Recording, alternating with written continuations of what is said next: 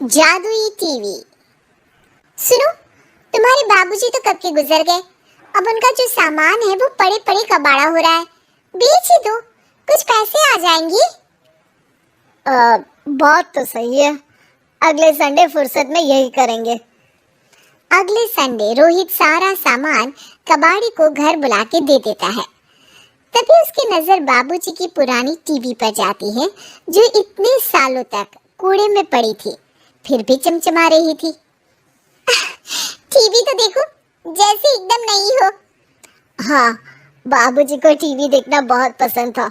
उनका सपना था कि वो टीवी पे आए। एक बार मौका भी था जब वो अपने गांव के गाने सुनाने किसी चैनल पर जाने वाले थे, पर मैं और मेरा भाई लड़ पड़े और बाबूजी को घर पर ही रुकना पड़ा।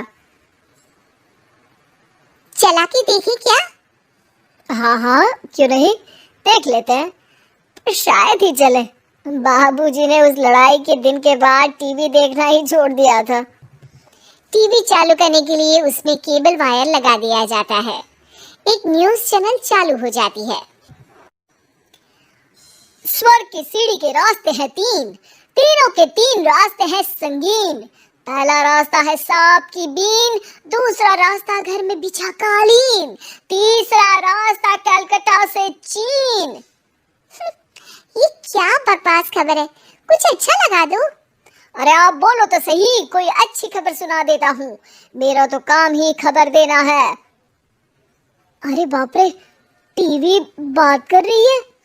हाँ, ये न्यूज़ वाला मुझसे। हाँ हाँ, आपसे ही तो बात करूंगा ना, आपके घर में हूँ तो। अरे ये सपना है क्या? तुम हमसे बात नहीं कर सकते? अरे सपना नहीं भाई साहब, ये टीवी जादुई टीवी है।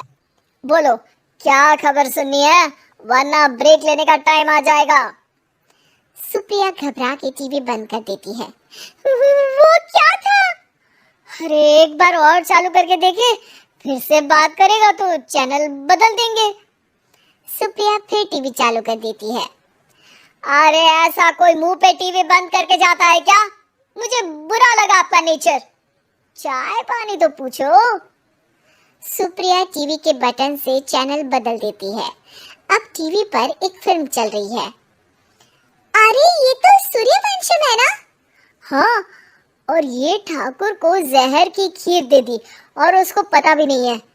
ए भाई, खीर मत पीना, उसमें जहर है, मत पीना।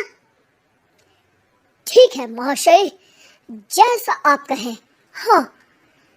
अरे आपकी बात मान ली, पूरी पिक्चर ही अब तो बदल जाएगी।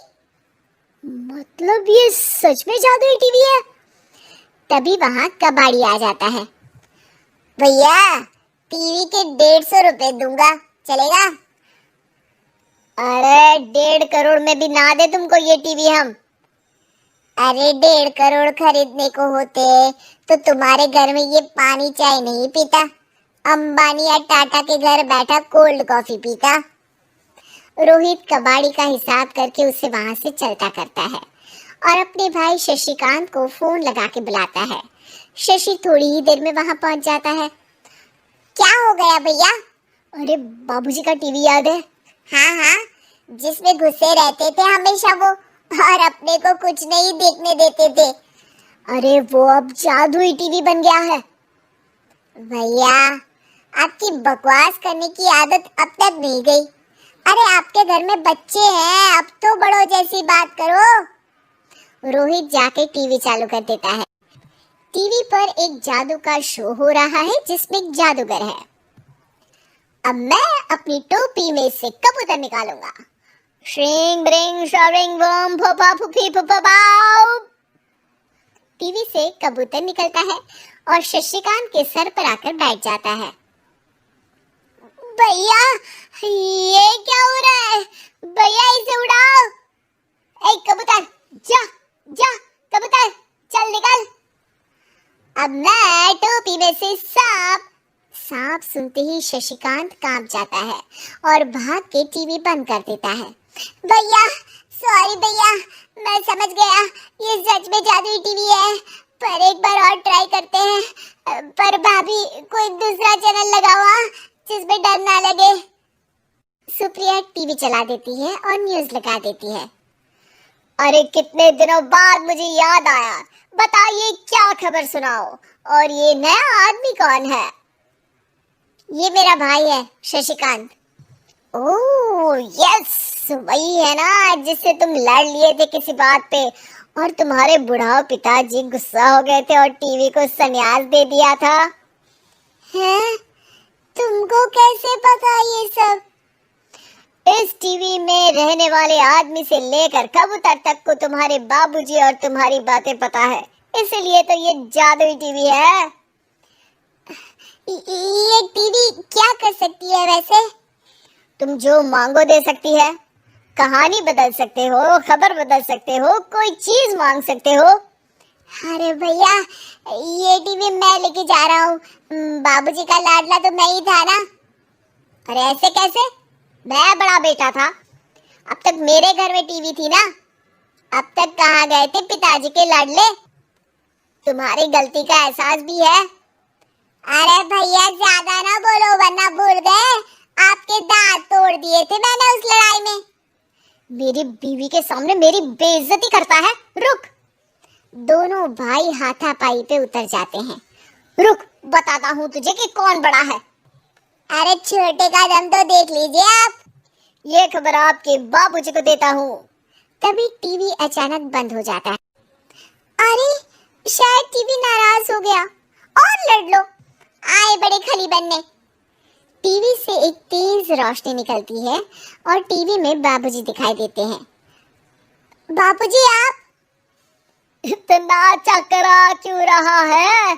अपने बाप को नहीं पहचानता क्या?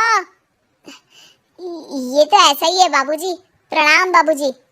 अरे चुप कर, तुम दोनों ही उल्टे हो। तुम्हारी वजह से मैंने टीवी में आने के सपने को छोड़ दिया, तुम्हारी लड़ाई की वजह से।